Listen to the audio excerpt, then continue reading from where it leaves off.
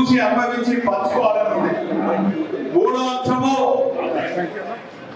10 ఏళ్ల పాలనలో కేసీఆర్ గారు అన్ని వర్గాలకు అందించినటువంటి సంక్షేమ ఫలాల గురించి మాట్లాడాలనుకున్నాను.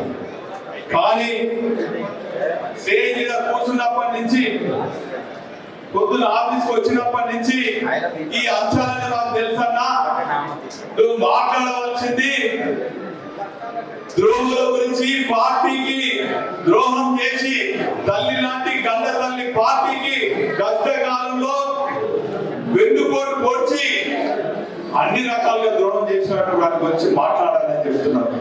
మెసేజ్లు కూడా అవి వస్తున్నాయి. కానీ వాళ్ళ గురించి నాకన్నా ఎక్కువ మీకే తెలుసు. ఇంకా మాట్లాడాలంటే రాజన్న మాట్లాడతారు.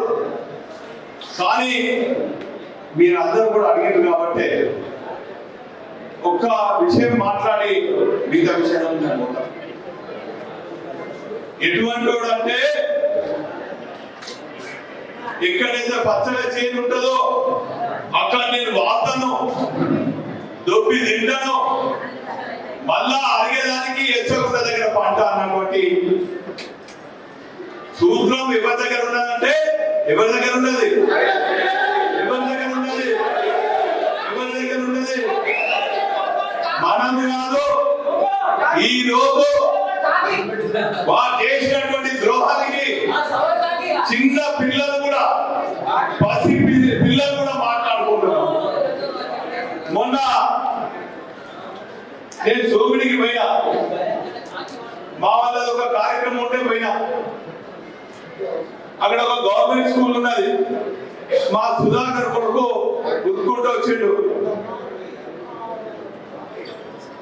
అన్న నేను ఒక తప్పు పని చేస్తే మా సార్ కొట్టిండు, మా సార్ తప్పు పని చేస్తే ఏం చేయాలి అన్నాడు. నాకు ఏం చేయాలని తోస్తలేదు. కానీ ఈ మధ్య కాలంలో పేపర్లలో చూసినా ఒక టీచర్, ఒక సార్ తప్పు పని చేస్తే పిల్లగాళ్ళు, మహిళలు, యువకులు అందరూ రౌతులతో కొట్టి ఆ సీన్స్ అన్ని కూడా టీవీలలో చూసినాం. ఆ పని మాత్రం మీరు చేయకండి. మీ తల్లిదండ్రులకు చెప్పండి, ఓట్ల రూపంలో ఈ పార్టీకి మనకు ద్రోహం చేసిన వారికి రాజకీయ భూస్థాపితం చేయాలని చెప్పి మా సుధాకర్ కొడుకు చెప్పడం జరిగింది. ఆ పిల్లలు కూడా ఖచ్చితంగా మా తల్లిదండ్రులకు చెప్తాము, ఇటువంటి ద్రోహి కనుక ఉన్నట్టయితే, ప్రజాప్రతినిధి అయితే ప్రజలకు మేలు కాదు, కీడు జరుగుతుందని చెప్పి పిల్లలు కూడా భావిస్తున్నారు. ఇక వారి రాజకీయ జీవితం ప్రారంభం కాక ముందు విద్యార్థి దశలో పర్వతగిరిలో పచ్చగున్న చేల మీద ఎక్కడ వారిలో మా దయాకర్రావు గారు వస్తే చెప్తారు, పాపం వాళ్ళు రాలేదు. ఆ తదుపరి రాజకీయ ఆరోగ్యం చేసిన తర్వాత బాబా ఎన్టీఆర్ ఆశ్రయించి మున్సిపల్ చైర్మన్ గా నిలబడి గల్లీ గల్లీ తిరిగేటప్పుడు మా డివిజన్కి వచ్చి మా దగ్గరికి, మా ఇంటికి వచ్చినటువంటి పరిస్థితి చెప్తే మీరు పరేషాన్ అయ్యారు. జేబులో చిల్లి కవ్వలేదు తమ్ముడు, దయచేసి మీరు గెలిపానన్నప్పుడు నేను మా సోదరుడు పార్టీలో ఉన్నాం కాబట్టి పైసా వేసి పైసా తీసుకోకుండా ఆ రోజు కష్టపడ్డాం. ఓటమి జరిగింది. ఆ తదుపరి కాళ్ళు పట్టుకొని కూడా చైర్మన్ తీసుకున్న తర్వాత అనేక మలుపులు తిరిగింది. కూడా చైర్మన్ మీద కన్నేసిండు. ఆ తర్వాత దాంతో ఆగలేదు, గన్పూర్ మీద కన్నేసిండు. పాపం రాజన్న, ఈ రాజన్న లాగని ఇంకొక రాజన్న ఉండే పోచపల్లి రాజయ్య గారు. ఈ రాజన్న ఎంత మంచోడో పాప ఆ రాజన్న కూడా అంత అమ్మాయికి మంచోడు. ఉండే ఆయన భూస్థాపితం చేసేదానికి రకరకాలుగా ఆయన మీద అభియోగాలు పెట్టాడు. ఎన్టీఆర్ దగ్గర ఆయన పక్క చెప్పిండు, చంద్రబాబు దగ్గర షాజీని చెప్పిన ఆయన పక్క చెప్పిండు. అక్కడ కన్నేసిండు, అక్కడ గెలిచిండు. ఆ తదుపరి మంత్రి పదవి మీద కన్నేసాడు. శాసన మంత్రి మా సోదరు ప్రణయ్ భాస్కర్ ఉంటే మీ అందరూ కూడా తెలుసు చనిపోయేదానికి కుట్ర చేసిన కానీ కాలేదు. కానీ భద్రాని బామాని ఎన్టీఆర్ తోని లక్ష్మీ పార్వతి కాలు పట్టుకొని మంత్రి పదవి తీసుకున్న తర్వాత పాపం ఎన్టీఆర్ కూడా రాజకీయ భిక్ష పెడితే ఆయన కూడా వెనుకోటుకు వచ్చినటువంటి విషయాన్ని మీ అందరూ కూడా తెలుసు. ఆ తదుపరి ఎన్టీఆర్ తెలుగుదేశం ఎండిపోతుందని చెప్పి పచ్చగా ఉన్నటువంటి చంద్రబాబు చేతి మీద పడ్డాడు. అక్కడ బాగుకున్నాడు, అక్కడ దోచుకున్నాడు, అక్కడ ఆయనే సర్టిఫికేట్ ఇచ్చుకుంటాడు. నేను నీతి నిజాయితీ నిబద్ధతతో ఉంటా, నిజాయితీ పరుణ్ణి అని ఆయనకి సెల్ఫ్ సర్టిఫికేషన్. ఈ సెల్ఫ్ సర్టిఫికేషన్ తోని అందరి మీద బురద చల్లుడు. పాప ఆయన శిష్యుడు, నా శిష్యుడు అని రారు రమేష్ అంటాడు, ఆయన మీద కూడా బురద చల్లాడు. ఇప్పుడు గురువు శిష్యులు ఒకటైనరు. ఏం రాజకీయ ఒప్పందం నాకు తెలియదు కానీ నువ్వు గెలిచినా నేను గెలిచినా గురు శిష్యుల బంధము నువ్వు ఆ పార్టీకో నేను ఈ పార్టీకో అని ఒప్పందం, చీకటి ఒప్పందం జరిగింది. కానీ మీ ఒప్పందాన్ని బద్దలు కొట్టేదానికి గులాబీ శ్రేణులందరూ కూడా సిద్ధంగా ఉన్నారన్నటువంటి విషయాన్ని వీళ్ళిద్దరు గమనించాలన్నటువంటి సందర్భంగా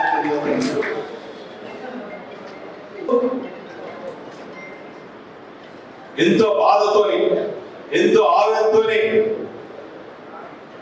మీలో ఒక కుటుంబ సభ్యునిగా ఒక ఉద్యమకారునిగా అనేక అవమానాలు అతనితో కూడా భరించినాం. కానీ నిబంధనలతోనే ఒక పార్టీలో ఉండాలని చెప్పి, పార్టీ సిద్ధాంతాలకు కట్టుబడి ఉండాలని చెప్పి మొన్నటికి మొన్న కూడా అనేక మంది ఉద్యమకారులు పోటీలో ఉన్నప్పటికీ కూడా కేసీఆర్ గారు వారి బిడ్డల పేరు ఖరారు చేస్తే ఇదే కార్యాలయానికి మరి తీసుకొచ్చి మనం అందరం కూడా వారి గెలుపు కోసం క్రమశిక్షణతోని కట్టుబడుతోని మనం అందరం కూడా కార్యాచరణ ప్రణాళిక సిద్ధం చేస్తున్నామా లేదా? కానీ 4 రోజుల్లోనే కాంగ్రెస్ నుంచి అనేక లావాదేవీలు మాట్లాడుకొని ఈరోజు తల్లి లాంటి పార్టీకి వెనుకొట్టుకోవడం జరిగింది. అటువంటి వాడిని, అటువంటి నీచమైనటువంటి నికృష్టమైనటువంటి చరిత్ర గల వాడిని ఈ పోరుగల్ లాంటి ఓరుగల్లో క్షమిస్తామా లేదా అనేది ఈ సందర్భంగా మీ అందరూ కూడా విజ్ఞప్తి చేస్తున్నాం. ఖచ్చితంగా నా గెలుపు గతంలో 3 సార్లు మీరు నా గెలుపు కోసం ఎంత కృషి చేసిండ్రో, మొన్నటి ఎన్నికల్లో కూడా మీరు ఎంత కృషి చేసిండ్రో నాకు బాగా తెలుసు. అంతకన్నా రెట్టింపు పట్టుదలతోని మీరు కృషి చేయాలి. మన కేసీఆర్ గారు ఆశీర్వదించి పంపించినటువంటి ఉద్యోగాన్ని గెలిపించాలి. ఇటువంటి అహంకారాన్ని బ్రాండ్ అట కరీమంత బ్రాండ్, ఏ బ్రాండ్ అయినా అహంకారాన్ని బ్రాండ్, అవినీతిని బ్రాండ్, ఎన్నుకోరుకు బ్రాండ్, అందరినీ అంతకుముందు ప్రవర్తించిన బ్రాండ్. ఈరోజు దళితులు అని చెప్తుంటూ ఈరోజు ఈ వేదిక ద్వారా మా దళితుల పక్షాన నేను అడుగుతున్నా, నాయనా శ్రీహరి గారు, నువ్వు దళిత ఉద్యమానికి ఏం చేసినావు? ఏ దళితుడిని రాజకీయంగా ఎదిరించినావు? ఏ దళితుడిని ఆర్థికంగా ఎదిగే విధంగా నువ్వు చేసినావు? ఈ వేదిక ద్వారా నేను ప్రశ్నిస్తాను. సరే, నువ్వు దళిత సామాజిక వర్గానికి చెందవచ్చు, నేను గౌరవిస్తాను. కానీ కనీసం దళిత ఉద్యమానికి నువ్వు తోడ్పాటు అందియకున్నా కూడా కనీసం దళిత ఉద్యమానికి నాయకత్వం వహించినట్టు మందకృష్ణ గారు ఉద్యమం చేస్తుంటే నువ్వేమైనా తోడ్పాటు చేసినావా? ఆ ఉద్యమానికి ఏమైనా సహకరించినవా? చివరికి ఎంతో ఘోరం అంటే దళిత ఉద్యమ నేతలు కూడా దళిత ఉద్యమాన్ని కూడా చీల్చేదానికి ప్యాకేజ్ చంద్రబాబు దగ్గర మాట్లాడుకొని పాపం మందకృష్ణ ఉద్యమం చేస్తుంటే దాన్ని నీరు కాల్చే ప్రయత్నం చేసినటువంటి నీచమైన నికృష్టమైన చరిత్ర నీది కాదని చెప్పి ఇది మా దళిత ప్రజల పక్షాన్ని నీ చేసినా కూడా మంచి మనసు ఉన్నటువంటి కేసీఆర్ గారు తెలంగాణ కోసము పోరాడుతున్నటువంటి సందర్భంలో ఇక తెలంగాణ 4 నెలల్లో వస్తుందని చెప్పి భావించి రాయవారాలు జరిపి ఊళ్ళో కూర్చున్నటువంటి మూలిగే నక్కలాగా ఉన్నటువంటి నిన్ను కేసీఆర్ గారు ఆశీర్వదించి తీసుకొని రావడం జరిగింది. ఆ సందర్భంలో చెప్పిన నీ చరిత్ర గురించి చెప్పినా కానీ పాపం కేసీఆర్ గారు మనసు ఉన్నటువంటి మహారాజు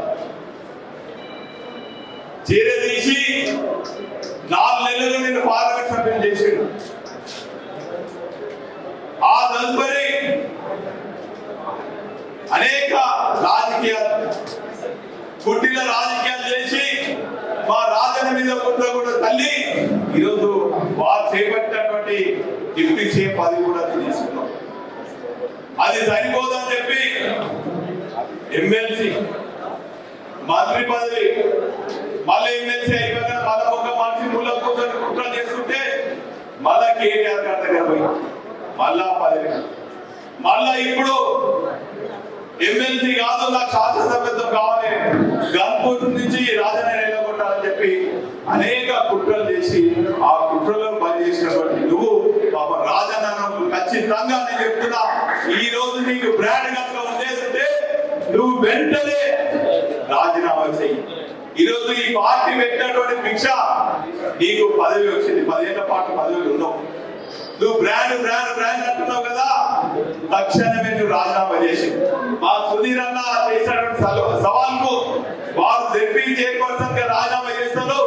నువ్వు గులాబీ కండగతో గెలిచినటువంటి పదవికి రాజీనామా చేయాలి. నువ్వు నీ బిడ్డ కాదు, నువ్వు దమ్ము ధైర్యం ఉంటే, నీ మీద నీకు నమ్మకం ఉంటే, నువ్వు చొరబడ్డటువంటి కాంగ్రెస్ పైన నమ్మకం ఉంటే, నీ కాంగ్రెస్ నాయకుల పైన నమ్మకం ఉంటే తక్షణమే ఈ రోజే రాజీనామా చేసి ఇంకా నామినేషన్లు రేపటి ఇంకా నామినేషన్ టైం ఉన్నది.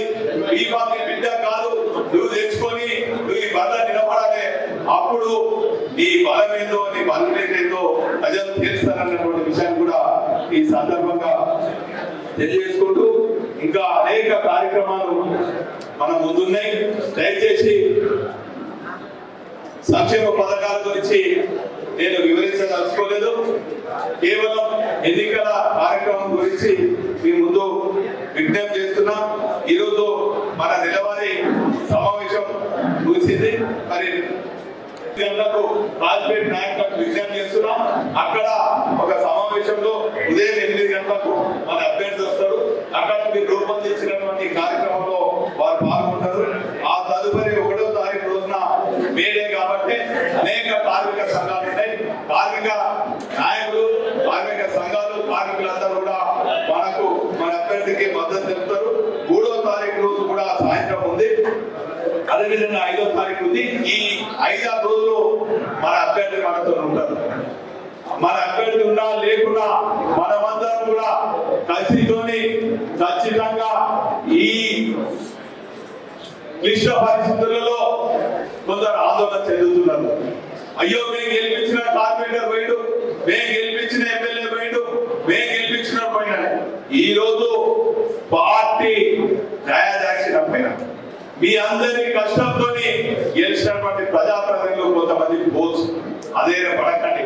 నేను పొద్దున్న నుంచి మనం చూసినా ఎవరైతే ఒకళ్ళిద్దరో ఆ డివిజన్ నుంచి పోతున్నారో అక్కడి నుంచి ఊహించని రీతిలో పెద్ద ఎత్తున ఆ డివిజన్ ఉన్నటువంటి ప్రజలు వచ్చి మేము ఖచ్చితంగా పార్టీకి ఉంటాం, మీకు అండగా ఉంటాం అన్నటువంటి సందర్భాలు చాలా కనబడుతుంది. దయచేసి మీ అందరూ కూడా విజ్ఞప్తి చేస్తున్నా, ప్రజాస్వామ్యంలో గెలుపోవడం సహజం. నేను గెలిచినా అని చెప్పి పొంగిపోలేదు, ఓటమి అని పొంగిపోలేదు. ఖచ్చితంగా గెలిచినా ఓడినా పార్టీని పట్టుకొని ఉంటా, మిమ్మల్ని పట్టుకొని ఉంటా. రాబోయే ఎన్నికల్లో ఖచ్చితంగా మీ అందరికీ కూడా అండగా ఉంటా.